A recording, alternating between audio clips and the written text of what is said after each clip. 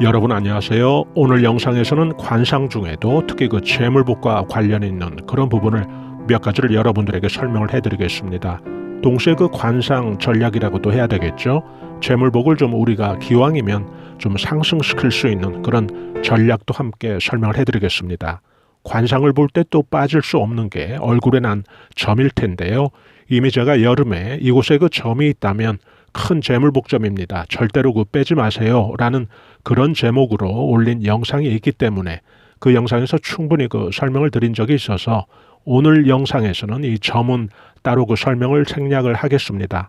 다만 한 가지 여러분들께서는 그 자신이 생각을 해봤을 때 신경이 좀 많이 쓰이고 또 그 점 때문에 좀 생활을 하시는데 많이 좀 불편함을 느끼는 그런 점이라면 또 빼셔도 되겠죠.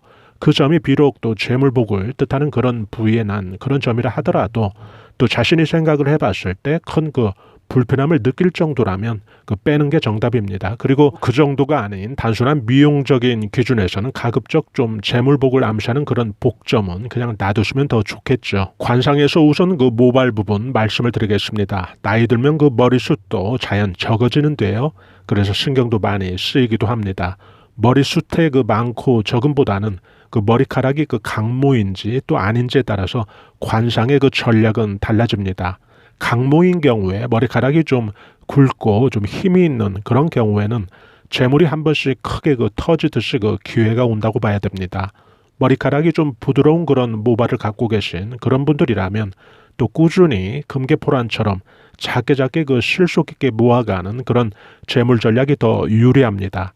머리카락이 강모인 경우에는 부동산이 또 현금 투자보다는 더 유리하고요. 또 머리카락이 부드러운 그런 경우에는 현금 투자의 경우 장기 투자가 더 실속 있고 아주 유리합니다. 또 이런 경우에는 부동산의 경우에는 큰 덩치의 문서, 예를 들어 전답이나 대지 또 땅보다는 좀 작게 돈이 들어오는 그런 임대업이나 또 임대 관련 쪽이 아주 더 잘 맞는다고 보셔야 됩니다. 머리숱이 없으신 그런 분들은 가발 착용을 권해드립니다. 재물운수에 더 유리한 그런 전략이 될 수가 있고요. 또 가발 착용이 예를 들어 힘드신 그런 분들이 계시다면 머리는 오행에서 이 물의 기운이 아주 예민하게 영향을 주는 그런 부분인데요. 물을 좀 늘 그 평소에 좀 부족하지 않게 여러분들께서 섭취를 하면 아주 좋고요. 그리고 실내에 물 관련 풍수용품이 있습니다. 예를 들어 어항이나 실내 분수, 또 실내 그 물레방아, 또 가습기 이런 것들을 좀 사용을 해서 그 공간이 수의 기운이 좀 적당하게 균형을 갖출 수 있도록 해주시면 아주 좋습니다. 관상에서 그 눈썹도 아주 눈에 확 띄는 그런 부분인데요. 재물복 있는 그런 눈썹은 적어도 눈썹이 좀 끊어지지 않고 붙어 있어야 합니다. 눈썹의 그 선이 중간에 좀 끊어진 그런 경우에는 재물복에도 좋지 않습니다. 이가 벌어지면 그 재물이 샌다고들 하는데요.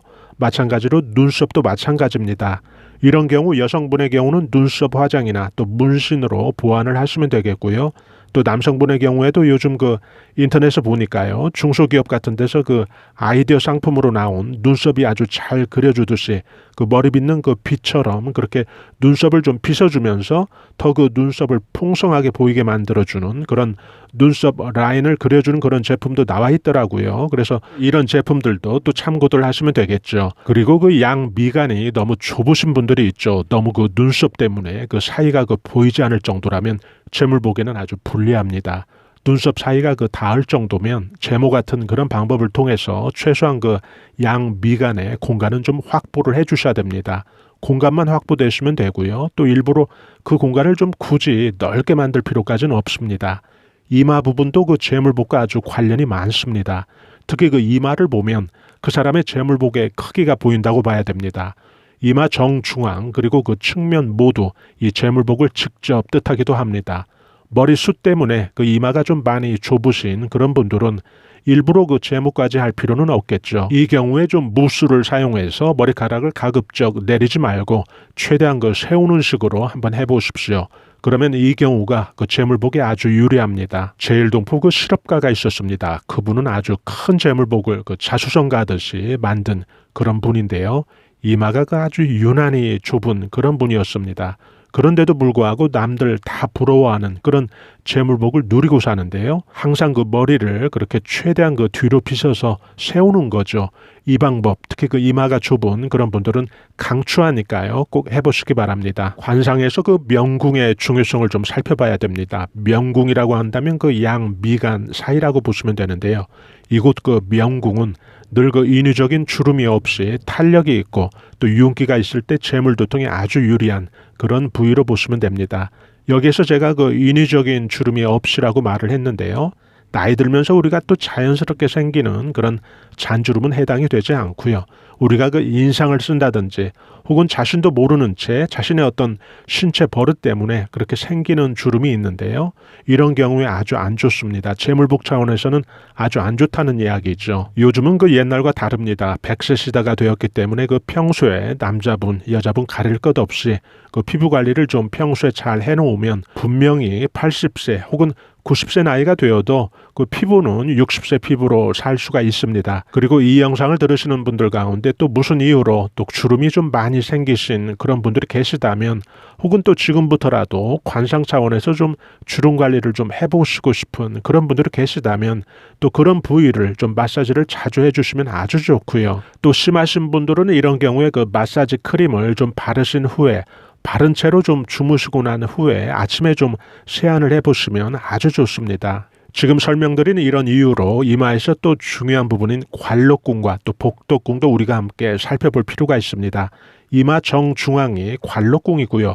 또 관록이라는 이 단어에서 우리가 충분히 그 느껴지듯이 이 부위가 잘 관리가 되면 크게 그 관록을 누린다는 그런 부위가 되겠습니다. 관록에는 그 관이라고 하는 명예운과 또 녹이라고 하는 그런 재물복이 함께 동시에 들어있는 거죠. 지금 설명드린 이 관록궁 옆은 또 복덕궁이 됩니다. 이 복덕궁은 그 관상을 볼 때 그 사람의 어떤 가정 환경을 보게 될 때 또 우리가 참고하는 부분이기도 한데요. 어떤 사람이건 또 가정 환경이라는 것은 한 인격체의 그 뿌리를 말하기도 하는 거죠. 그래서 복과 덕의 그 뿌리를 암시한다고 보셔야 됩니다. 여기서 말하는 복과 덕, 즉 재물복과 또 사람의 덕이 크게 발복이 되려면 이 부위도 결국 뿌리로서 아주 중요하게 우리가 관리를 해야 된다는 이야기입니다. 제가 그 설명을 위해서 그 구분은 관록궁, 복덕궁 이렇게 나누어서 설명을 하게 되었지만은 여러분들께서는 넓게 그 이마 전체는 관록과 복덕이라고 하는 재물과 명예를 뜻하는 그런 중요 부위로 생각을 하시고 또 마사지 하실 때 또 참고를 하시면 되겠습니다. 다음은 그 관상에서 정말 중요한 부분인데요. 눈동자입니다. 관상에서 제일 재물복이 좋은 그런 눈을 우리가 그 용안과 봉안이라고 하는데요. 용안이라고 한다면 용의 눈, 그리고 봉안이라고 한다면 봉황의 눈이 되는 거죠. 검은 자위와 흰 자위가 선명할수록 재물복에 좋게 봅니다. 이 경우 그 검은 자위가 눈의 그 정중앙에 위치하는 그런 경우가 해당이 되고요. 그리고 용안과 봉안, 즉 용의 눈과 봉황의 눈의 그 구별은 쌍꺼풀로 판단을 하시면 됩니다. 쌍꺼풀이 있으면 봉황의 눈으로 보시면 되고요.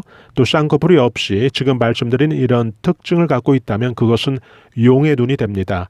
봉황의 눈이나 또 용황의 눈이나 크게 그 재물과 그 복록을 크게 누리게 되는 그런 눈으로 보시면 되겠습니다. 반대로 또 이런 경우도 있겠죠. 눈동자가 그 검은 자위가 그 눈 위쪽에 지나치게 쏠려 있다면 이런 경우는 재산이 모아지지 않습니다. 재산의 어떤 손실이 가중이 되는데요.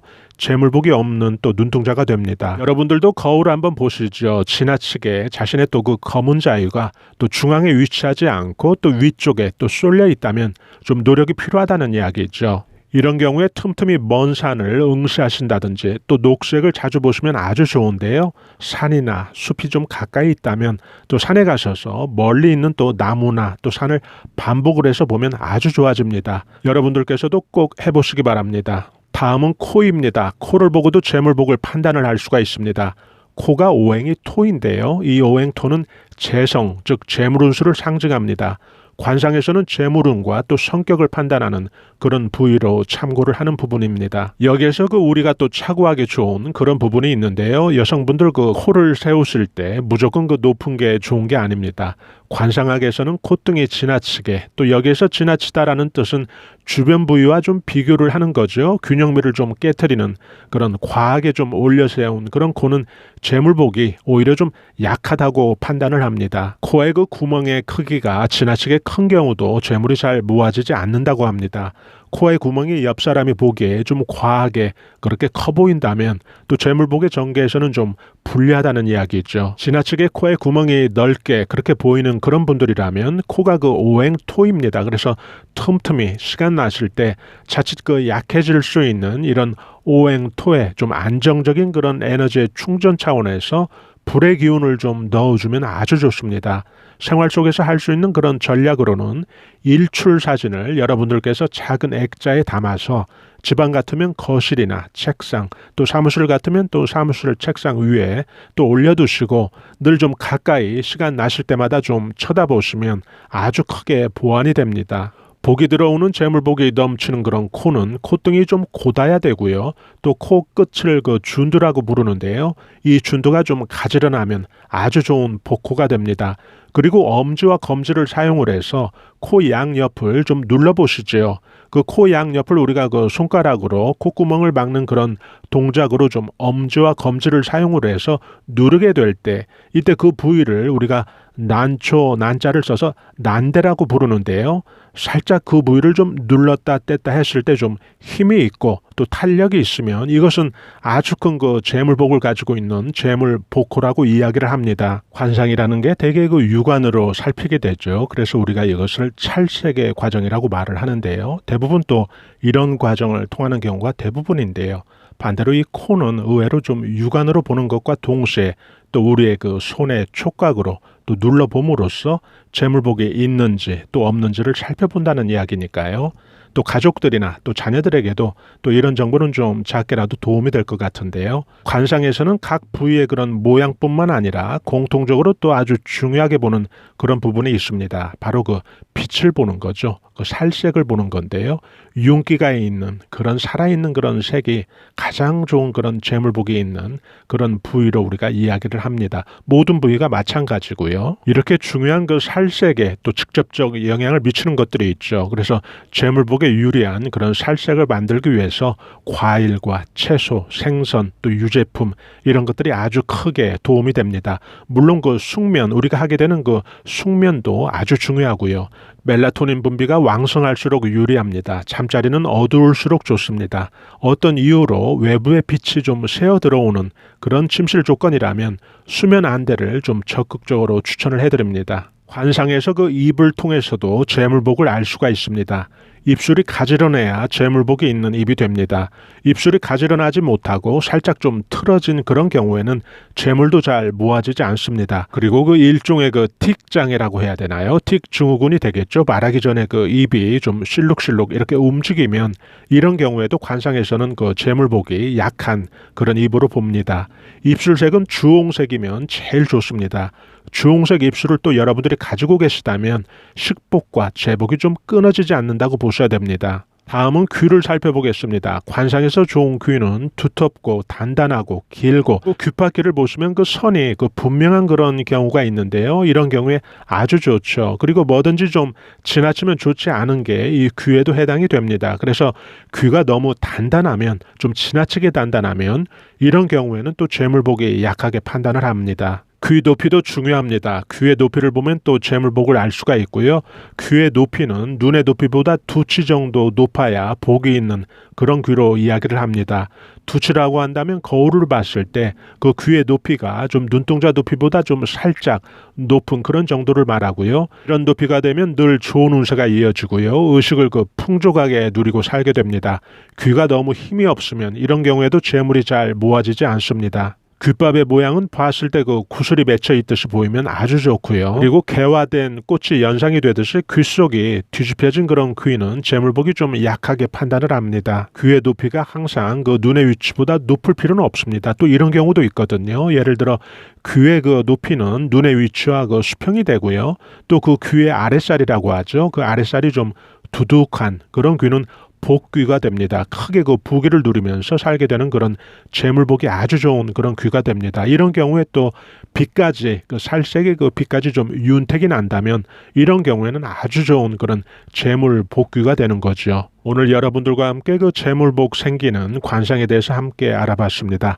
또 여러분들께서 시간이 편하실 때 거울을 한번 보시고요. 또 자신의 얼굴에 이렇게 재물복을 암시하는 기분 좋은 그런 상징이 되어줄 또 숨어있는 그런 매력들 한번 찾아보시지요. 이 영상을 들어주신 구독자님들 그리고 시청자 여러분들께서 관상에 들어있는 그런 행운의 징표들 많이 찾으셔서 크게 재물복 누리는 그런 시간이 되시길 바랍니다. 저희 감성 수채화 TV에서는 앞만 보고 열심히 살아가는 우리 서민들이 자연의 기운, 운세의 기운, 또 풍수의 기운으로 우리 삶을 한 단계 끌어올려주는 데 도움이 될 만한 각종 운세 정보, 풍수 정보, 로또 운세 정보, 꿈 해석 정보 올려드리고 있는데요. 중년에서 실버 세대까지 행복한 인생을 위한 자기 개발과 감성 충전에 도움이 되는 다양한 정보들도 함께 올려드리고 있습니다.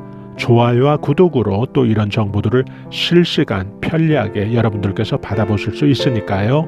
저희는 다음에 더 알찬 정보로 여러분들 다시 찾아뵙겠습니다. 대단히 감사합니다. 여러분 안녕히 계세요.